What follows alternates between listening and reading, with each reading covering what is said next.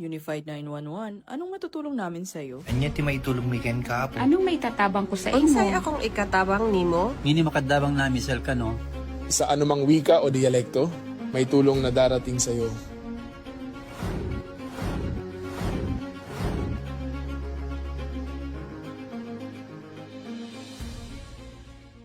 Lilingkod sa bawat Pilipino at magbibigay ng tamang impormasyon para sa tahimik at maayos na Pilipinas. Police News Network, alagad ng batas, tagapagtaguyod ng balitang pulis, sandigan ng mamamayan, patnubay ng katotohanan.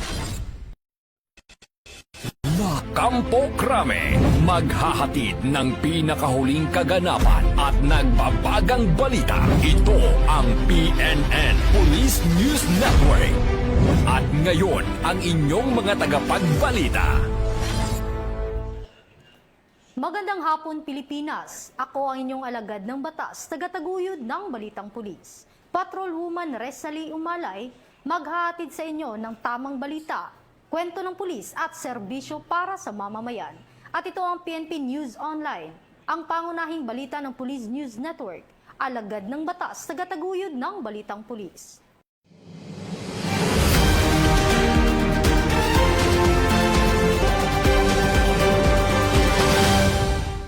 Narito ang mga balitang hatid ng ating PNN correspondents mula sa iba't ibang panig ng bansa.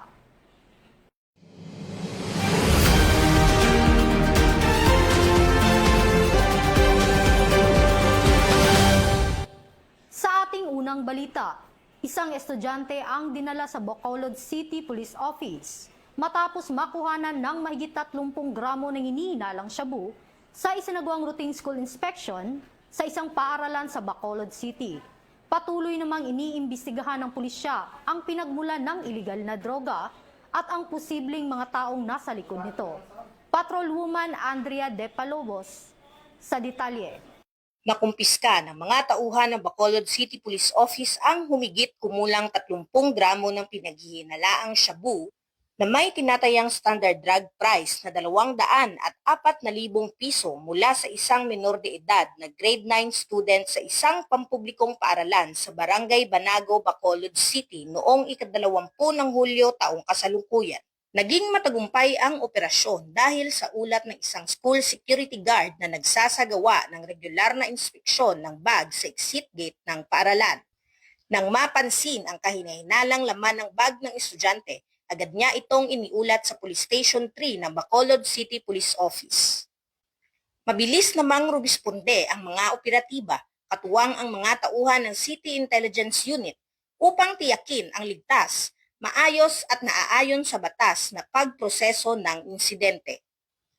Agad ding isinagawa ng mga pulis ang wastong inventaryo sa mga nakuhang ebidensya alinsunod sa umiiral na mga alituntunin. Samantala, ang minor de edad ay inilagay sa protective custody alinsunod sa Republic Act No. 9344 o Juvenile Justice and Welfare Act of 2006. Bilang bahagi ng makatao at child-sensitive na pagpapatupad ng batas, isa sa ilalim ang bata sa kaukulang intervensyon at rehabilitation sa pamamagitan ng Social Development Center, habang nagpapatuloy ang investigasyon upang matukoy ang pinagmulan ng iligal na droga.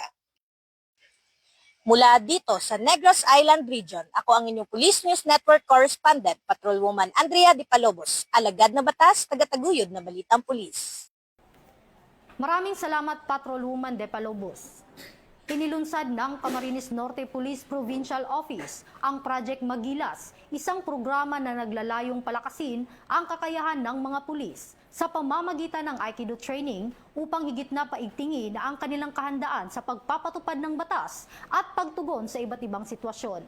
Narito ang detalye ng balita mula kay NUP Catherine Bayutlang.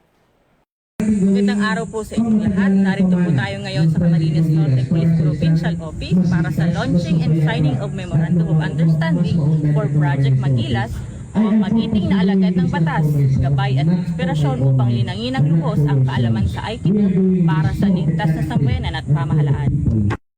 Formal na inilunsad ng Camarines Norte Police Provincial Office ang Project Magilas o magiting na alagad ng batas, gabay at inspirasyon upang linangin ng lubos ang kaalaman sa Aikido para sa ligtas na sambayanan at pamahalaan nitong buwan ng Hulyo sa Camp Wenceslao Q. Vincent Sr. Daet, Camarines Norte. Dinalahan ito ng mga pulis mula sa iba't ibang municipal police stations, provincial mobile force companies at mga force multipliers. Nagbigay ng mensahe sina Police Colonel Dave A. Mejia, Acting Provincial Director, at Dr. Sara Aviado, kinatawan ng pamahalaang panlalawigan ng Camarines Norte na nagpahayag ng suporta sa programa. Nakiisa rin si Grandmaster Monching J. Gavileño, founder ng Taekwondo o Combat Aikido, na nagsagawa ng demonstrasyon ng mga pangunahing teknik sa Aikido.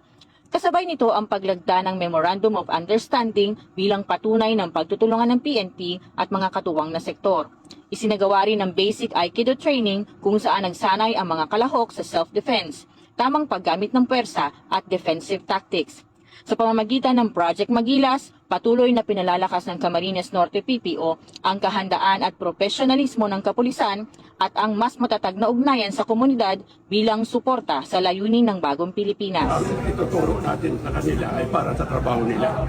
Number one, paano sila mag-disarm pag may mga itak, mga pamalo, may panakdak yung kalaban. Hindi kaya may lumalaban, paano nila awatin. So, ito ituturo natin ngayon sa kanila. Anong importante? Disarming, arresting, at saka handcuffing. Ating mga kapulisan, ititrain natin sila para sila naman yung maging trainer ng ating BPATs or yung mga force multipliers natin sa baba. And idagdag na rin natin dito yung mga kabataan natin na gustong matuto ng isang self-defense. So, yun ang hinahandaan natin sa ngayon. Mula dito sa Camarines Norte Police Provincial Office, ako po si NP Catherine Baitnang, nag-uulat para sa Police News Network. Bagong PNP para sa bagong Pilipinas. Serbisyong mabilis, tapat at nararamdaman. Maraming salamat NUP Bayutlang. Pinalakas ng Sorsogon Police Provincial Office ang kahandaan ng mga barangay officials at barangay tanod sa pamamagitan ng isang enhancement seminar sa Sorsogon City na layong mapahusay ang kanilang kaalaman sa pagpapanatili ng kapayapaan at kaayusan sa komunidad. Magbabalita dyan si Police Staff Sergeant Angeli Yunzon. Bilang bahagi ng pagdiriwang ng 31st Police Community Relations Month, matagumpay na isinagawa ng Sorsogon Police Provincial Office ang Barangay Officials and Tanod Enhancement Seminar na may temang Sa Bagong Pilipinas, Ugnayang Pulis at Mamamayan, Tapat, Maaasahan at Nararamdaman ng Bayan. Layunin ng seminar na palakasin ang kaalaman at kakayahan ng ating mga barangay officials at tanod upang higit na maging epektibo sa pagpapanatili ng kapayapaan, kaayusan at kaligtasan ng bawat komunidad.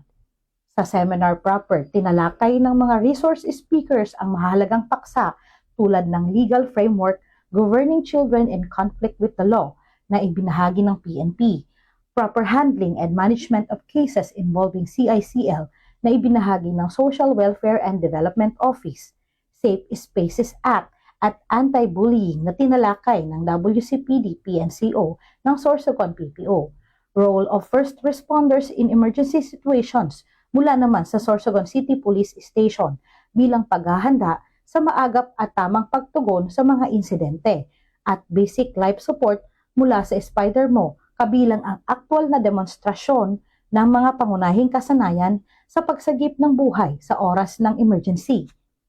Sa pamamagitan ng mga gawaing tulad nito, patuloy na isinusulong ng Sorsogon PPO ang mas matatag na ugnayan ng kapulisan at mamamayan sa pamamagitan ng edukasyon, pagtutulungan at pagbibigay kakayahan sa ating mga frontline partners sa barangay. Mula dito sa Sorsogon Police Provincial Office, ako po si Police Staff Sergeant Angeli Bionson para sa Police News Network, Bagong PNP, para sa Bagong Pilipinas, serbisyong mabilis, tapat at nararamdaman. Maraming salamat Police Staff Sergeant Yunzon. Naglunsad ang Lupon Municipal Police Station ng isang Police Community Relations Outreach Caravan sa Lupon, Davao Oriental bilang bahagi ng pagdiriwang ng ika-31 Police Community Relations Month at pagpapalakas ng ugnayan ng pulisya at komunidad. Patrolwoman AJ Cortez, ibalita mo. Bilang bahagi ng pagdiriwang ng ika-31st Police Community Relations o PCR Month, matagumpay na isinagawa ng Lupon Municipal Police Station ang Police Community Relation o PCR Outreach Caravan sa Banhawan Elementary School sa Barangay Marayag, Lupon, Davao Oriental. Pinangunahan ni Police Major Ian Mark S. Polestico, Chief of Police ng Lupon MPS, ang nasabing aktibidad na dinaluhan ng iba't ibang partner agencies, advocacy, support groups, force multipliers at mga stakeholder na nagkaisa upang makapaghatid ng serbisyo sa komunidad, lalo na sa mga mag-aaral ng Banhawan Elementary School. Kabilang sa mga isinagawang programa ang libreng gupit para sa mga mag-aaral at pamamahagi ng mga school supplies upang makatulong sa kanilang paghahanda sa pag-aaral. Naging mas makahulugan pa ang outreach sa pamamagitan ng pagtutulungan ng iba't ibang sektor na nagbigay ng oras, suporta at mga kinakailangang kagamitan para sa tagumpay ng programa. Ayon sa Lupon MPS, ang matagumpay na aktibidad ay sumasailalim sa matibay na ugnayan ng kapulisan at komunidad. Ipinakita rin ito na sa pamamagitan ng sama-samang pagkilos ng iba't ibang ahensya at organisasyon, mas maraming mamamayan ang naaabot ng mga programang may tunay na pakinabang.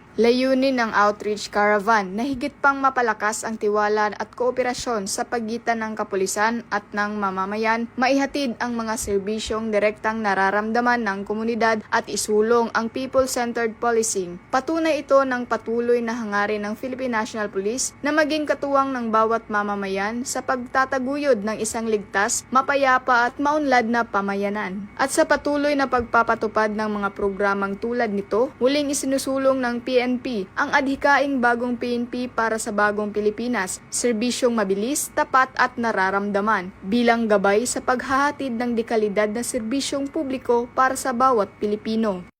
Mula dito sa Davao Region, ako ang inyong PNN correspondent, Patrolwoman AJ Cortez, alagad ng batas, tagataguyod ng Balitang Pulis. Maraming salamat, Patrolwoman Cortez. Arestado sa Mandaluyong City ang isang wanted person na naharap sa kasong qualified theft sa isinagawang manhunt operation ng Regional Maritime Unit 2. Police Corporal Rachel Ann Ramos sa detalye. Matagumpay na naipatupad ng mga operatiba ng Special Operations Team ng PNP Regional Maritime Unit 2 sa pangunguna ni Police Senior Master Sergeant Warlito Cabang at sa ilalim ng pamumuno ni Police Lieutenant Colonel Erwin M. Amelo, Acting Chief ng Regional Maritime Unit 2, kasama ang mga tauhan ng Malig Municipal Police Station at RIU-2 PIT Isabela East, ang isang warrant of arrest laban sa isang wanted person sa Bureau of Corrections, Correctional Institution for Women, Mandaluyong City. Ang warrant ay inilabas ng Regional Trial Court, Branch 112, Kamiling, Tarlac, kaugnay ng kasong qualified theft na may inirekomendang piyansang 40,000 pesos.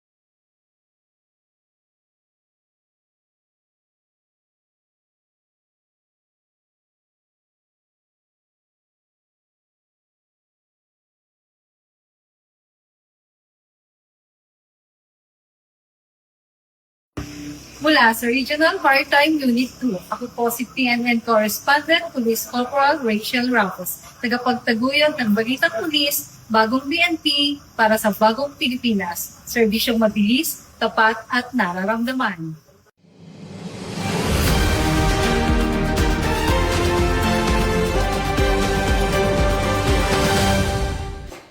At yan ang mga balitang nakalap ng ating PNN correspondents mula Luzon, Visayas at Mindanao.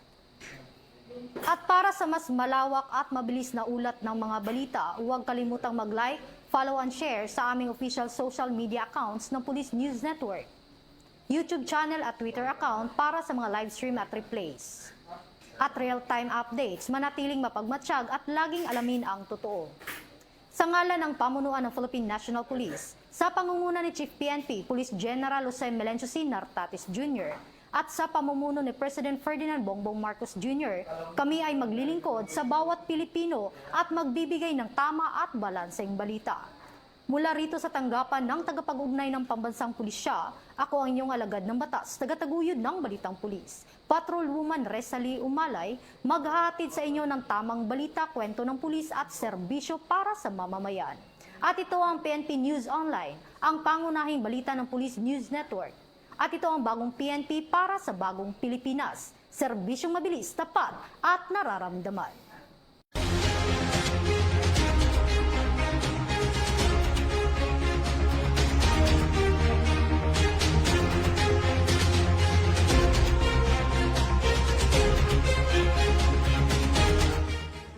Police News Network, alagad ng batas, tagapagtaguyod ng balitang pulis.